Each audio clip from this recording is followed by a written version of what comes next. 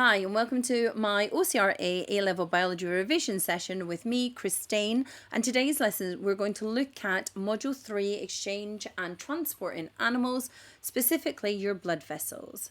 So there are 3 blood vessels that you need to be able to not only identify, but also be able to discuss the different structures and how they help the blood vessel in its role to play with that transport of blood.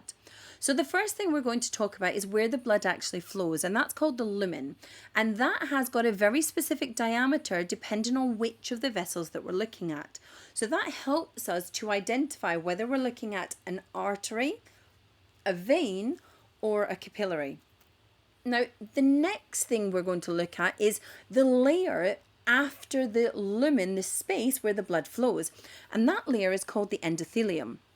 Now, the endothelium is a very thin layer, and each of the blood vessels are made up of this endothelium layer. Now, we can distinguish capillaries from our arteries and veins because they only have that layer and no other layer on top. So this is the only place where exchange can occur is at the capillary bed. So if we now look at our artery and our vein then, and how do we distinguish between the 2 different vessels? The first thing we need to note is that the first layer after the endothelium is called the elastin fiber. Now, the elastin fiber is a fibrous protein, and it has the capacity to stretch and then recoil back into its original position. Now, what that means is that gives the blood vessels flexibility, because what's going to happen is as the blood is flowing through the blood vessel, there is going to be changes in the volume, and that comes from the fact that the smooth muscles have the capacity to contract and relax. So the volume of the blood that's flowing through is going to be changed in the fact that the size of the lumen can be changed.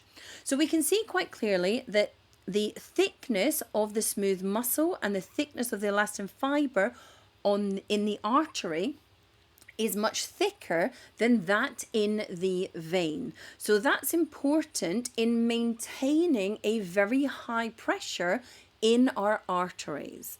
Now, on the outer layer, both the vein and the artery have got a collagen layer, which is a fibrous protein which allows the shape to maintain and gives this structural support. It also manages the volume inside the artery and the vein so that they cannot stretch too far and therefore rupture. So the collagen is there as a support mechanism to ensure that even though the muscles can contract and relax and the elastin fibers can stretch, it doesn't allow for the blood vessel to burst. So that collagen layer is there to maintain that shape and give that structural support. So if we look at the blood vessels and the pressure that they are dealing with, we start from the heart. We know that as the heart contracts, that is going to force blood to flow out of the heart, and that is going to force it at a high pressure. As the blood flows through the arteries and is taken away from the heart, that pressure is high. As it moves further away from the heart, we get to the arterioles. Now, the pressure drops slightly, but what's also happening is we actually have more smooth muscle compared to elastin fiber in our arterioles.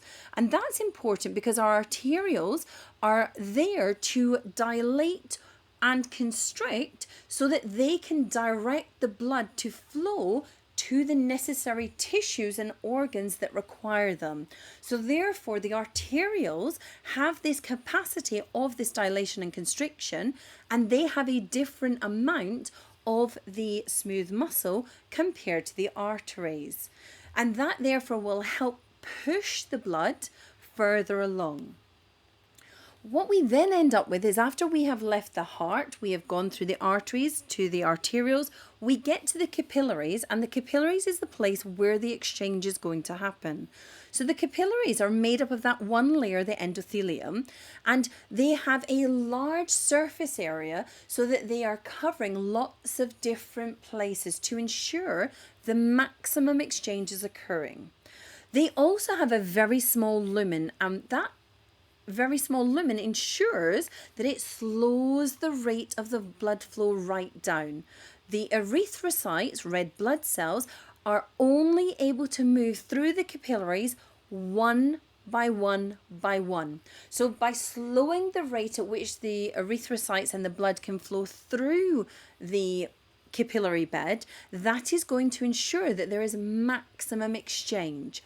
And the next thing we need to think about is that endothelium layer is really small. There's a single thin layer, and that's going to ensure that we have got a short diffusion distance. We want to decrease the distance at which the gases need to be exchanged. So therefore, to maximize that exchange rate, we want to have a short diffusion distance. Now, not only do we have a short diffusion distance, but we also have fenestrations. Now, fenestrations at the capillaries are gaps between the cells. So that's important when we look at tissue fluid formation. And different capillaries have different size fenestrations.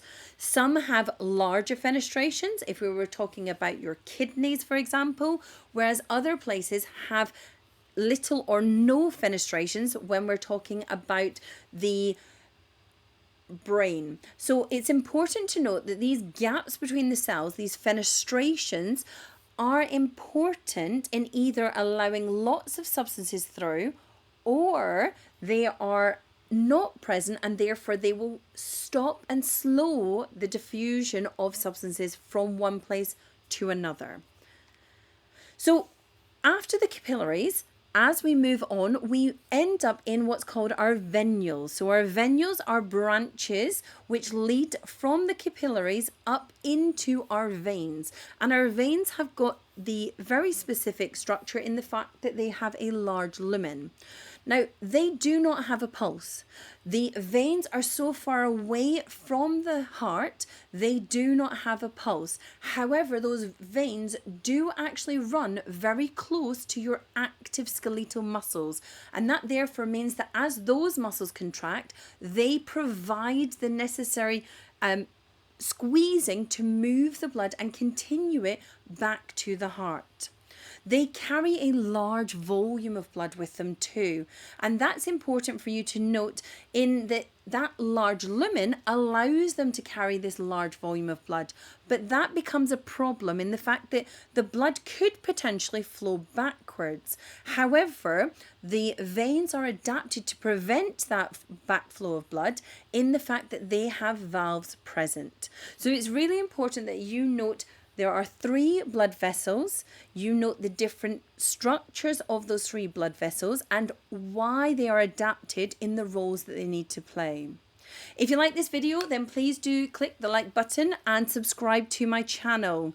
I will keep making lots of videos, and I wish you all the best in your exams.